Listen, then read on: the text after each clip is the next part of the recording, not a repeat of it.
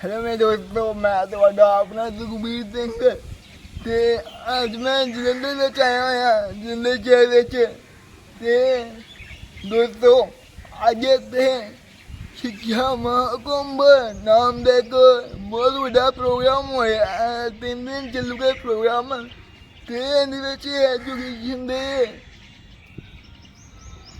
Education से वाधा होगा। जो बच्चे नहीं पढ़ सकते वो पढ़ सकेंगे, गरीब माँ प्यो वाले बच्चे ने पढ़ा सकेंगे। ठीक है जी। तो मैं भी इस भाग लिया। घट्टो घट्ट 20,000 बच्चे आए हुए हैं भाग लैने वास्ते तो मैं भी लिया होया। तो तुम दुआ करो कि मैं जित के आवा। इतने कॉम्पीटिशन होने हैं ਤੇ ਮੈਂ ਵੀ ਭਾਗ ਲਿਆ ਤੇ ਮੈਂ ਵੀ ਜਿੱਤ ਗਿਆ ਵਾ ਤੇ ਹੁਣ ਆਪਾਂ ਤੈਨੂੰ ਮੇਨ ਪ੍ਰੋਗਰਾਮ ਦਿਖਾਉਣ ਆਇਓ।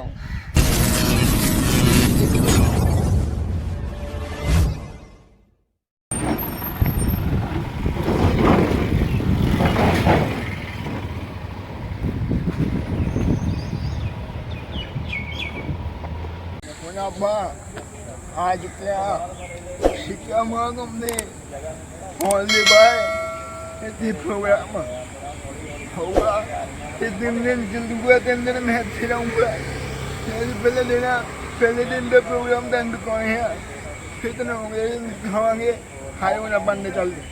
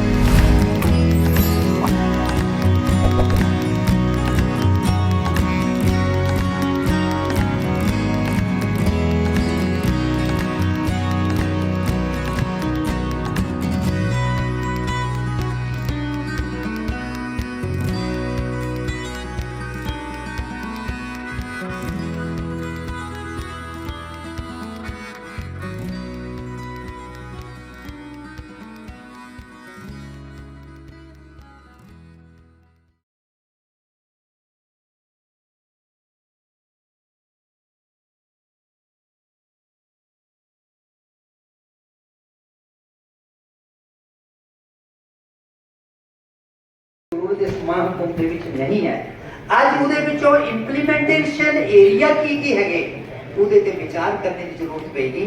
कि पहली गल है बहुत बड़ी कि जो 3 साल का बच्चा एंटर कर जाएगा स्कूल च, साडे टीचर्स नूं अजे देखना पेगा कि जदों 20 साल की उम्र च होएगा, जदों उन्हें कॉलेज और NIT दी और बाकी पढ़ाइयां पूरीਆਂ करनियां ने ਤਾਂ ਉਹ लगभग 22-23 साल का बच्चा हो जाएगा। ਤੇ ਸਾਡੇ टीचर ਨੂੰ चाहे वो NIT ਦਾ, चाहे वो टेक्निकल इंस्टीट्यूशन का है, चाहे वो स्कूल टीचर है, चाहे वो किसी यूनिवर्सिटी का लगता है, उसको देखने पेगा कि 25 साल का भारत किवें होएगा, की होएगा 25 साल का भारत। और रणनीति है स्कूल च बनाने की जरूरत होगी, क्योंकि उहदे ते जिम्मेवारी 25 सालों तो बाद आनी है। ते 25 साल का सिस्टम की होएगा, देश च की जरूरत होनी, समस्या ना आए। मैं स्विच ओवर टू हिंदी, मैं हिंदी की अगर गल करता हूं तो इस ढंग से अगर हम देखेंगे तो ये काम कैसे होगा, ये अपने विद्वानों को विचार करना पड़ेगा। कि इस देश के अंदर शिक्षा ऐसे नहीं थी। शिक्षा थी, मैंने ये विचार रखा, ये ऐसे भी हो सकता है, ये वैसे भी हो सकता है, ये उस तरीके से हो सकता है, ये आप विचार करो। हम प्राइमरी में स्टोरी पढ़ाते हैं, मॉरल ए कह देते हैं, मॉरल 5 किस्म के हो सकते हैं, अरे बच्चे को सोचने दो ना। तो ये शिक्षा नीति में, तो क्लासरूम वर्किंग में टीचर ये को, बुद्धिजीवियों को, कुलपतियों को और शिक्षा से जुड़े हुए सभी ऐसे महानुभावों को इसके लिए आमंत्रित भी किया गया और बहुत सारे लोग देश भर के कोने कोने से यहाँ पर आए हैं। मैं आप सबका भी बहुत बहुत स्वागत और अभिनंदन इस कार्यक्रम में करता हूँ। गुरुकुल पद्धति को पुनः जीवंत करके आधुनिक शिक्षा संग जोड़कर एक सस्टेनेबल एजुकेशन सिस्टम या शिक्षा पद्धति का निर्माण करना, उस दिशा में कदम उठाए गए हैं। मित्रों, समाज के समक्ष उत्पन्न होने वाले नित्य नए संकट, चुनौतियों एवं प्रश्नों के समाधान ढूंढने एवं बदलते समय में उत्पन्न होने वाले अवसरों का उपयोग करने के लिए और नई पीढ़ी को तैयार करने के लिए ये प्रयास अनूठा भी है, लेकिन मैं कहूंगा कि ये चिंतन मंथन हमारे देश में और ऐसे कुंभ की परंपरा बहुत पहले से है और आज आपने इसको फिर से एक बार बल दिया है, इसलिए मैं आपको बहुत बहुत बधाई और बहुत बहुत साधुवाद देता हूं। शिक्षा अपने करैक्टर बिल्डिंग वास्ते है, अपने चरित्र निर्माण है, ਉਹਦਾ उद्देश्य की है, ये सब तो बड़ी पॉइंट। सारे शिक्षा नीतियां सारे देश एकेडमिशियन बनाते हैं, पर मैनू लगता भारत ही ਇਹੋ ਜਿਹਾ देश है ਜਿਹੜਾ चरित्र निर्माण कर और वो चरित्र निर्माण उस इतिहास में जुड़िया जिन्हें इतिहास गल की है। पर होया कि और जड़े आतंकवादी आए, जड़े हमलावर आए, चाहे मुगल सी चाहे अंग्रेज सी, उन्होंने फिजिकल चीज़ां ते कीतियां,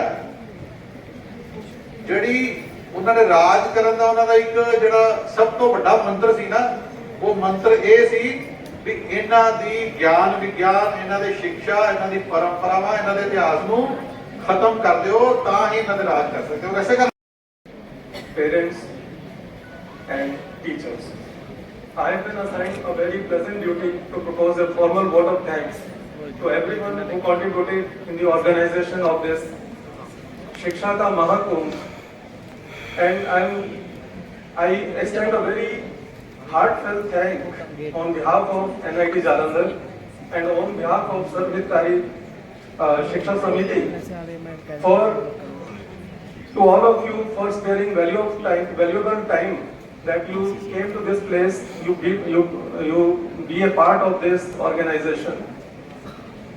There are a lot of efforts in the organization of any event, and this event started taking place almost, shape of the event started taking place almost a year back, and the most devotion was provided by Shri Vijay Nadda ji, Shri Sudesh Thakur ji, and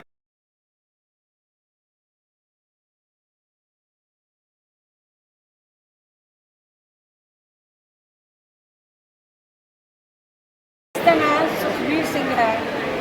मैं क्या सारा world इसके हौसले ਨੂੰ सलाम करता है। बचपन तो ही ये बच्चा किसी कारणवश कुछ भी नहीं सी पाता, पर माँ की प्रेरणा सदका, माँ कहते माँ के पैरों 'ਚ जन्नत होंगी है। एक बार गिर गया तो माँ ने कहा नहीं तू खुद उठ, ये बच्चा खुद उठा तो उस तो बाद हौली हौली डॉक्टरों की निगरानी हेठ ये बच्चा हम इस काबल हो गया आ कि तो फिर सकता आ। ये बच्चा पैरों के नाल लिखता है। इस बच्चे ने 91% मार्क्स ले हैं इस बार 10वीं के विचों। ये इसकी एक बहुत वड्डी उपलब्धि है। ये बच्चा पैरों नाल ही अपना मोबाइल वगैरह चलाता है। इसने अपना एक यूट्यूब चैनल भी बनाया है। मैं इसके पेरेंट्स इसने स्कूल के प्रिंसीपल जौहरिया सर को मुबारकबाद देनी है कि इसने 91% 10वीं के विचों प्राप्त किया। ਤੇ ਰੇਸ 2023 ਦੇ ਮੌਕੇ ਤੇ ਅਸੀਂ ਇਸ ਨੂੰ ਘਰੇ ਨਿਮੰਤਰਣ ਦਿੱਤਾ ਤੇ ਇਹ ਬੱਚਾ ਅੱਜ ਇੱਥੇ ਪਹੁੰਚ ਕੇ ਫੁੱਲ ਇੰਜੋਏ ਕਰ ਰਿਹਾ ਆ। ਬਾਕੀ ਤੁਸੀਂ ਸੁਣੋ ਬੱਚੇ ਦੀ ਜਵਾਨੀ। ਮੈਂ ਮੇਰਾ ਬਹੁਤ ਸਪੋਰਟ ਕਰ ਜਾਈ ਮੈਨੂੰ ਮਿਲਿਆ ਨੂੰ ਹਫਤਾ ਦੀ ਹੋਇਆ ਪਰ ਉਹ ਜ਼ਿਆਦਾ ਦਿਆ ਮੇਰੇ ਮਾਂ ਵੀ ਉਹ ਆਪਣੇ ਬੱਚੇ ਨੂੰ ਹੋ ਜਾਂਦਾ ਤੇ ਮੈਂ ਬਹੁਤ ਮਾਰੀਆ ਮੇਰੇ ਮੈਨੂੰ ਖਿਲਾ ਦਿਆ ਕਿ ਮੇਰੀ ਉਹਨਾਂ ਕੁਝ ਕਰੀ ਜਾਂਦੇ ਆ।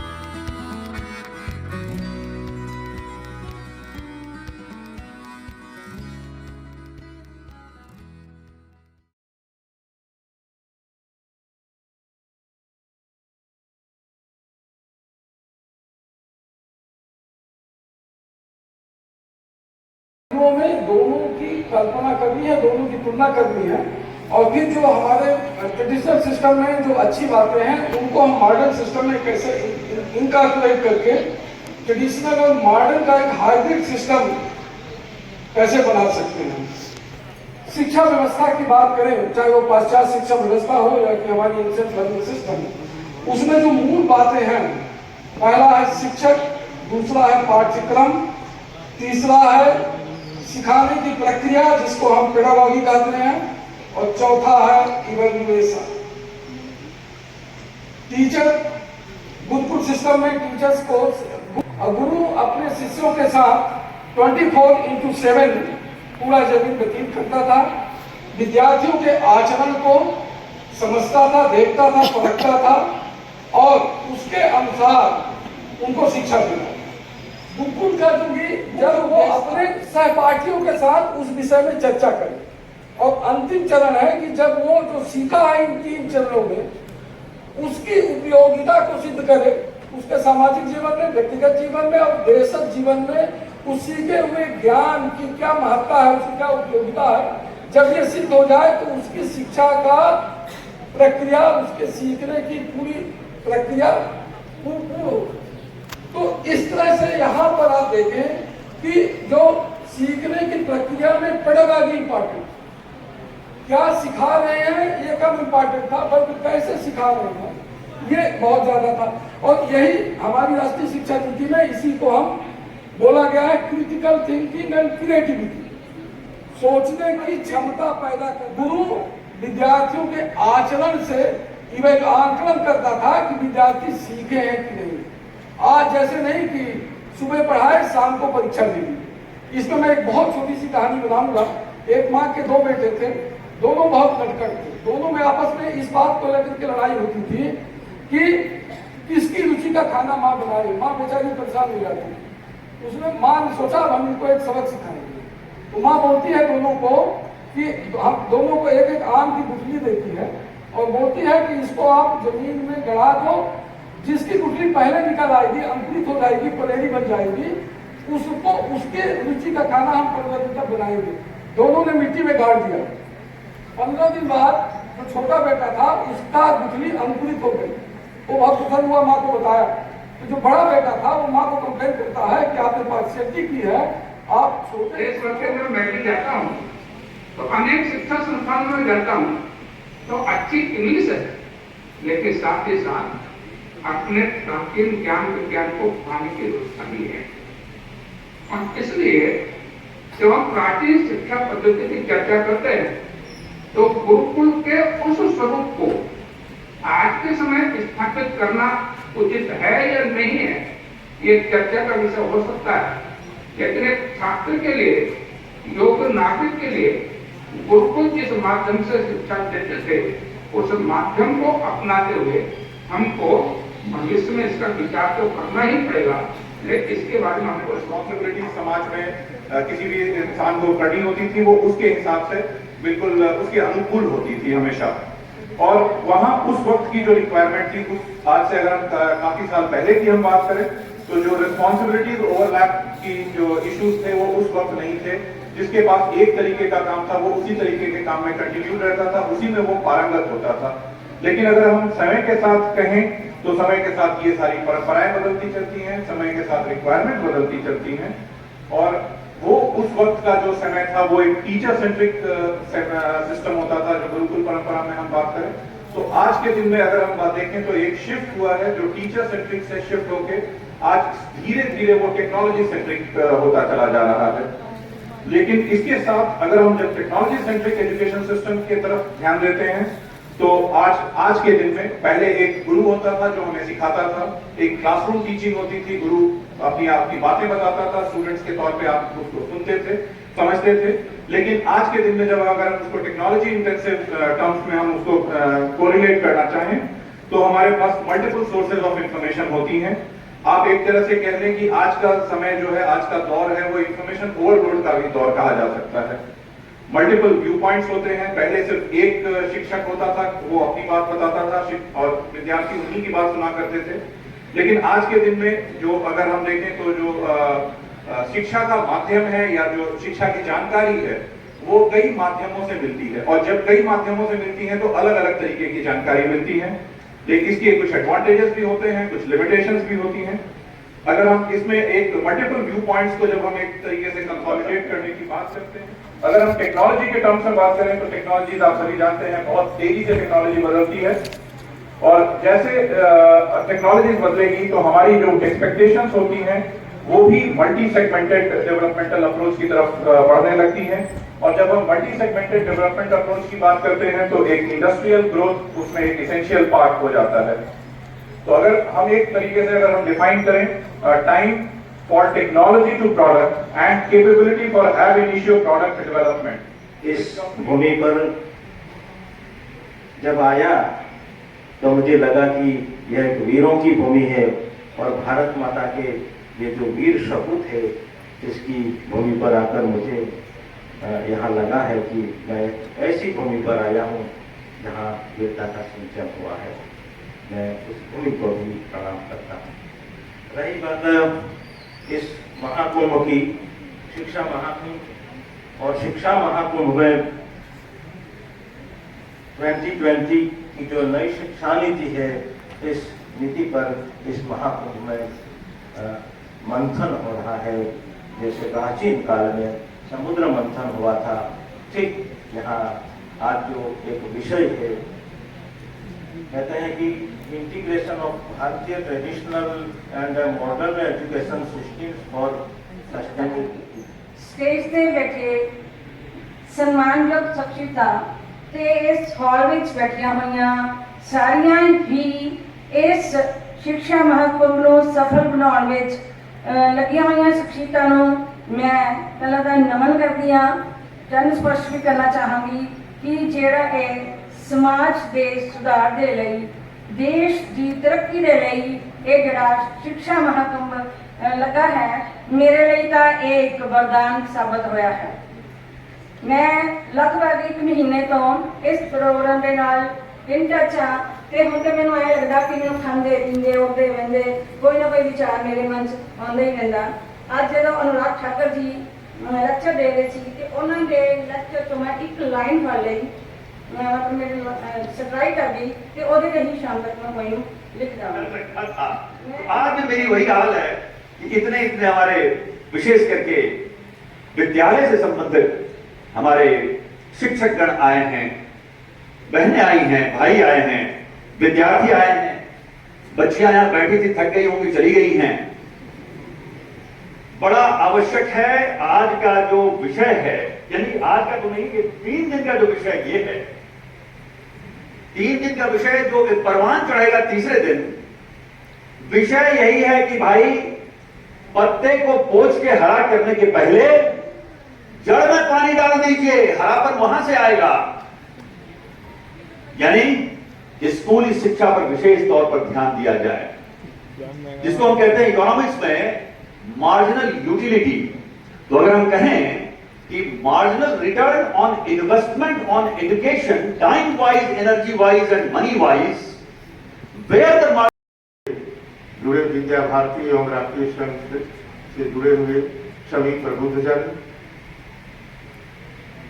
भाइयों बहनों, प्रिय विद्यार्थियों, मीडिया के साथियों, आप सभी को मालूम है कि शिक्षा महाकुंभ किस लिए आयोजित किया गया है, राष्ट्रीय शिक्षा नीति क्या है, इस संदर्भ को लेकर के यह शिक्षा महाकुंभ आयोजित किया गया है।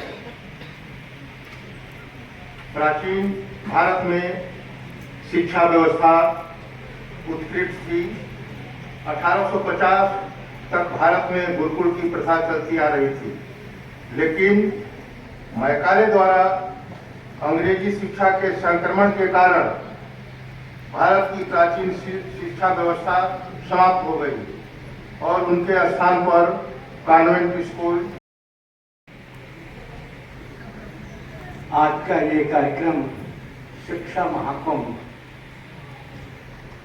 इसमें doctor B.R. Ambedkar national institute of technology और सर्वहितकारी एजुकेशन सोसाइटी की ओर से इसका आयोजन किया गया, जिसके लिए मैं इन सबको बधाई भी देता हूँ। और मंच पे आसीन हमारे सभी महान भाव श्री शिव प्रकाश जी बोल के गए, हमारे अभी R.P. तिवारी जी भी हमारे से बीच में अपना बात रख के गए हैं, और मंच आसीन श्री प्रतीक किशोर जी डायरेक्टर हैं DRDO के, और MS पदवई जी BC Birsa Munda tribal university से किशोर। धन्यवाद करते करते इस बात का मैं निवेदन करता हूं कि ये जो हमारे आचार्य, हमारे राष्ट्र निर्माता, समाज निर्माता हमारे सामने बैठे हैं, ये उनसे ही संभव होगा। बाकी सब लोग मार्गदर्शन तो कर सकते हैं, उनका जीवन कैसा होगा, हमारी पीढ़ी भी वैसी बनेगी, और जैसी पीढ़ी बनेगी वैसा ही ये देश होगा।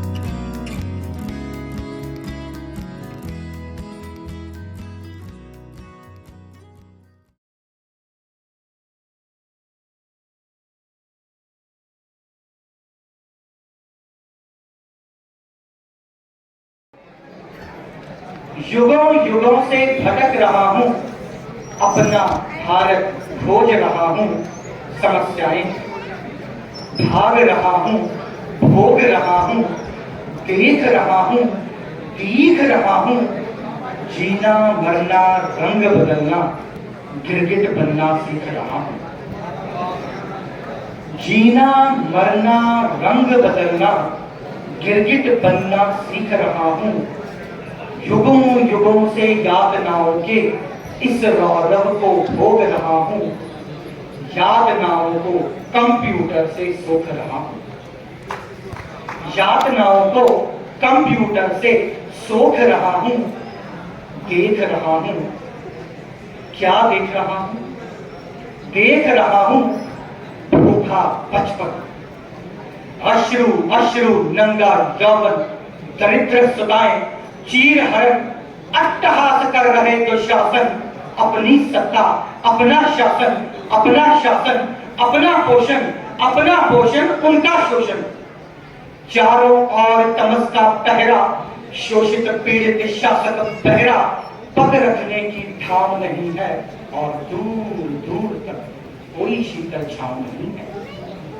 कदम कदम पर रक्त बीज है, भस्मासुर है, ये विषधर है, फन फैलाए मानवता के वन उपवन को शव आलय में बदल रहे हैं।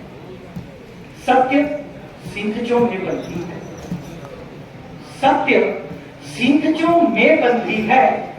निर्गुणता की शाल ओढ़कर गीतेश्वर कर गए पलायन, श्वेत वस्त्रधारी कलुषित तन जन गण मन को बेच रहे हैं और देश के नेता अपने नेता शांत भाव से आंख मूंदकर देख रहे हैं।